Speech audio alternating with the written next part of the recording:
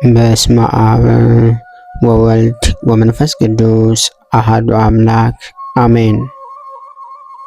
እንኳን በነሐሴ 19 ቀን ታስቦና ተከብሮ ለሚውለው ለሊቀ መላእክት ለቅዱስ ገብርኤል ወርሃዊ መታሰቢያ በዓል በሰላም አደረሳችሁ አደረሰን። እኔ በእግዚአብሔር ፊት የምቆመው ገብርኤል ነኝ። በሉቃስ ወንጌል ምዕራፍ 1 ከቁጥር 19። እግዚአብሔር መልአክ ቅዱስ ገብርኤል የስሙ ትርጓሜ እግዚ ወገብር አምላክ ሰው ሆነ፣ ሰው አምላክ ሆነ ማለት ነው። ቅዱስ ገብርኤል የጌታችን መድኃኒታችን ኢየሱስ ክርስቶስ መምጣትና ሰው መሆን ለመናገር ተልኮ የምስራች ዜናን ያበሰረ፣ በዲያብሎስ የተንኮል ወጥመድ ገብተው ለተሰናከሉት ፈጥኖ ለእርዳታ የሚደርስ፣ በጨለማና በሞት ጥላ ውስጥ ለሚኖሩት ሁሉ የብርሃን ፋና ያበራ፣ ሰብአ ሰገልን የመራ መልአክ ነው። ቀድሞ ጀምሮ ቅዱሳን ነቢያት ከእግዚአብሔር ተልከው መንፈስ ቅዱስ እንዳናገራቸው ዓለምን ለማዳን ከጽዮን የሚወጣ ከያዕቆብ በደል የሚያርቅ ጌታ ይወርዳል ይወለዳል በማለት በየወገናቸውና በየዘመናቸው የተናገሩትን የነቢያትን ትንቢት ያስፈጸመና የምስራች ቃል የተናገረ፣ የጨለማ አበጋዝ በሆነ በሰይጣን ተንኮል ከእፉኝት መርዝ የከፉ በሰው ልቦና ውስጥ አድሮ የነበረውን የሐዘን ስሜት ያጠፋ እግዚአብሔር መልአክ ቅዱስ ገብርኤል ነው። ቅዱስ ገብርኤልና ክብሩ። ቅዱስ ሉቃስ እንደጻፈው መልአኩ ቅዱስ ገብርኤል ሁልጊዜም ለደስታና ለምስራች የሚላክ መልአክ ነው። በተለይ ደግሞ ስለ ልደተ ክርስቶስ ለድንግል ማርያም ለመጀመሪያ ጊዜ የምስጋናና የክብር ሰላምታ ያበሰረ በመሆኑ አብሳሬ ትስብእት፣ መልአከ ብስራት፣ መጋቤ ሐዲስ ተብሎ ይጠራል።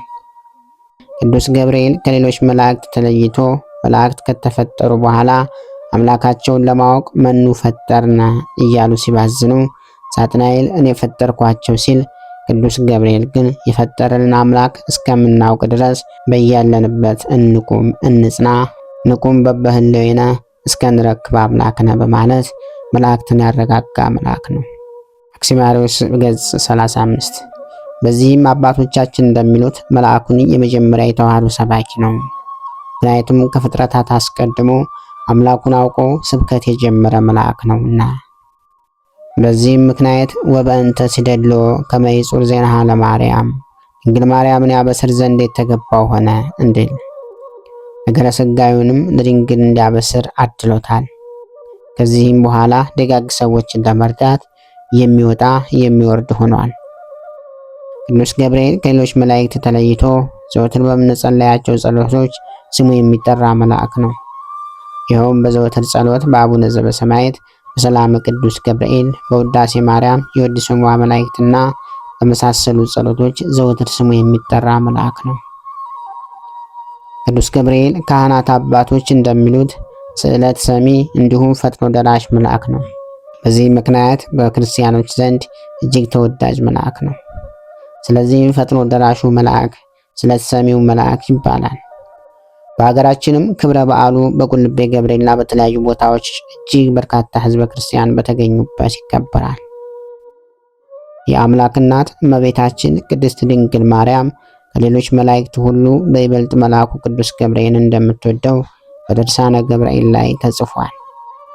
ወንድሞቻችን ሆይ እመቤታችን ድንግል ማርያም ከመላእክቱ ሁሉ ይልቅ ቅዱስ ገብርኤልን በይበልጥ እንደምትወደው ተመልከቱ። የልጇን የጌታችን የመድኃኒታችን ኢየሱስ ክርስቶስን እርሷ መወለድ ያበሰራት እርሱ ነውና እንዲል ድርሳነ ገብርኤል ዘኅዳር ምዕራፍ 2 ከቁጥር 13። ቅዱስ ገብርኤል ብርሃናዊ መልአክ ነው። ቅዱስ ዮሐንስ ወልደ ነጎድጓድ በራእዩ እንዲህ በማለት ተናግሯል።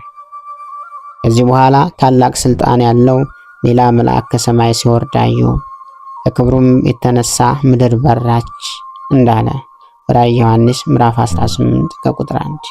ነቢዩ ዳዊት መላእክቱን የእሳት ነበልባል የሚያደርግ እንዳለው ቅዱስ ገብርኤል ነበልባላዊ መልአክ ነው። በመዝሙረ ዳዊት ምዕራፍ 103 ከቁጥር 4። ቅዱስ ገብርኤል ኃያል መልአክ ነው። ቅዱስ ዮሐንስ በራእዩ ብርቱ መልአክ ደመና ተጎናጽፎ ከሰማይ ሲወርድ አየሁ፣ በራሱም ላይ ቀስተ ደመና ነበረ፣ ፊቱም እንደ ፀሐይ እግሮቹም እንደ እሳት አምዶች ነበሩ። የተከፈተችንም ታናሽ መጽሐፍ በእጁ ያዘ። ቀኝ እግሩን በባህር ላይ ግራውን በምድር ላይ አኖረ። እንደሚያገሳም አንበሳ በታላቅ ድምፅ ጮኸ በማለት መስክሯል። በዮሐንስ ራእይ ምዕራፍ 10 ከቁጥር 1። ቅዱስ ገብርኤል የመላእክት አለቃ ነው። በራማ በሰፈሩት 10 የነገድ ሰራዊት ላይ የ40 አለቃ ነው። ነቢዩ ሄኖክም በሰራዊት ሁሉ ላይ የተሾመ መልአክ ቅዱስ ገብርኤል ነው ይላል። በዚህም ምክንያት የራማው መልአክ ተብሎ ይጠራል። በሄኖክ ምዕራፍ 10 ከቁጥር 14። ቅዱስ ገብርኤል ፈጣን መልአክ ነው። ሊቃውንተ ቤተ ክርስቲያን እንደሚሉት በመድኃኒታችን በኢየሱስ ክርስቶስ ስነ ስቅለት ጊዜ በመስቀል ላይ የደረሰበትን መከራ አይቶ አላስችለው ቢል ሰይፍ ወርውሯል። ዓለምም የሚያልፈው ቅዱስ ገብርኤል የወረወረው ሰይፍ ሲያርፍ ነው ይላሉ። ይህ በእንዲህ እንዳለ መልአኩ ቅዱስ ገብርኤል ሰይፍ እንደወረወረ ከዚህ በኋላ በተጻፈው መልኩ እንገነዘባለን። ይሄውም ገብርኤል ሆይ በዚያ ድብልቅልቅና ሽብር በሆነበት ዕለት ከጌታ እግረ መስቀል ስር ለቆሙት ተረከዞችና ጫማዎችም ሰላም እልሃለሁ። ገብርኤል ሆይ የጌታን ትዕግስት የአይሁድን ግፍ ተመልክተህ በታላቅ አደባባይ ላይ ሰይፈ ቁጣህን አምዘግዝገህ ቅዱሳን አንስት ግን ክርስቶስ ተነስቷል ስላልካቸው የትንሣኤውን ምስራች ይነግሩ ዘንድ ወደ ሐዋርያት ሂዱ እንድል። ስለዚህም ቅዱስ ገብርኤል ከዓለም በፊት አምላኩን ያወቀ ዓለም ልታልፍ ስትልም የወረወረው ሰይፍ እንደሚያርፍ ሊቃውንቱ ያስረዳሉ። በሀገራችን በተለምዶም ሚካኤል እንዳየህ ገብርኤል እንዳያይ የሚባል አባባል አለ። ይኸውም የመልአኩ ተራዳይነት እንዳለ ሆኖ ተነግሮ ለማይሰማ አካል ግን መልአኩ ፈጣን እንደሆነ እንገነዘባለን። በተለያዩ መጽሐፍ ቅዱስ ክፍሎችም የቅዱስ ገብርኤልን ቁጣ የምንሰማና የምናይ ሲሆን ለምሳሌም ካህኑ ዘካርያስ የመልአኩን ቃል ባለመስማቱ ወይም ባለመቀበሉ ድዳ ሆኗል። በተጨማሪም በኢአማንያን ዘንድ ሳይቀር መልአኩ ቅዱስ ገብርኤል ይፈራል። በሉቃስ ወንጌል ምዕራፍ 1 ከቁጥር 11። ቅዱስ ገብርኤልና ተራዳይነቱ። ቅዱስ ገብርኤል ቅዱሳን ሰማዕታት ገድላቸው እንዲፈጽሙ እሳቱንና ስለቱን ተሳከው ወደ ኋላ እንዳይመለሱ ተጋድሏቸው እንዲጨርሱ ይረዳቸዋል። በዳንኤል ምዕራፍ 3 ከቁጥር 25። ክርስቶስ በስደት ሲሰደድም ሲመለስም እንዲናገር የተላከ መልአክ ነው። በማቴዎስ ወንጌል ምዕራፍ 2 ከቁጥር 19፣ በሉቃስ ወንጌል ምዕራፍ 2 ከቁጥር 8። ቅዱስ ገብርኤል የእግዚአብሔር ባለሟል ነው። እኔ በእግዚአብሔር ፊት የምቆመው መልአኩ ቅዱስ ገብርኤል ነኝ እንዲል።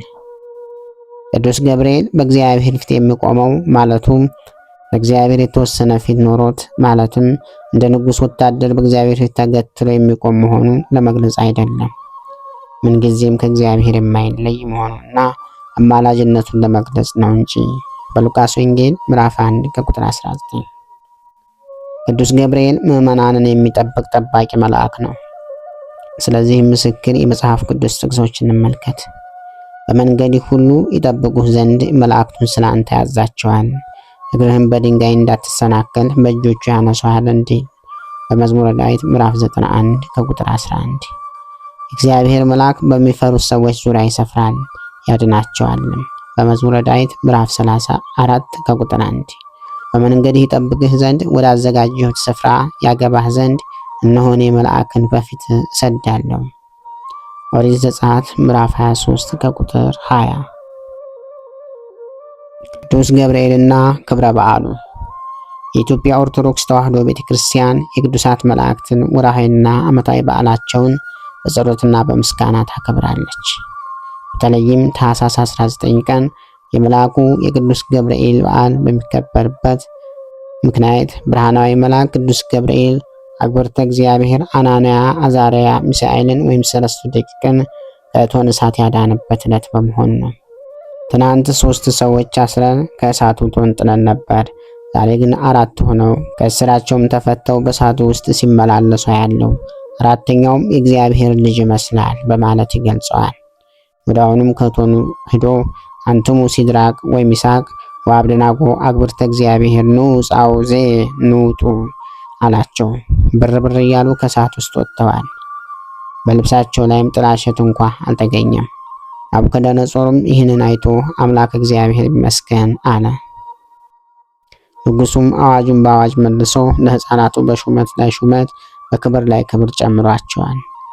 የመልአኩ የቅዱስ ገብርኤል በረከት፣ ረድኤት፣ ተራዳኢነት ከሁላችን ጋር ለዘላለሙ ትኖር ክብር ምስጋና ይሁን አንድ አምላክ ለሚሆን ለአብ ለወልድ ለመንፈስ ቅዱስ ስም እስከ ዘላለሙ አሜን። ወስብሐት ለእግዚአብሔር ወለወላዲቱ ድንግል ወለመስቀሉ ክቡር። ይቆየን።